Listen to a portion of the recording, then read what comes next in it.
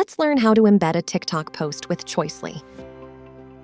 Go to the TikTok post of your choosing and click on the gray embed sign. You'll get a pop-up to Embed Video. Click Copy Code.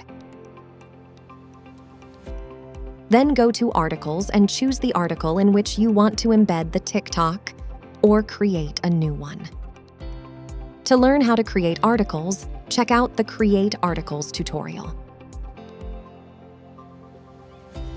On the left side menu, choose Web and drag it to the article.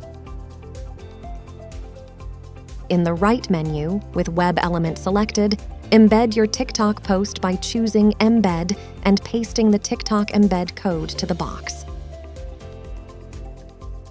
Embedded TikTok will be visible normally in your app.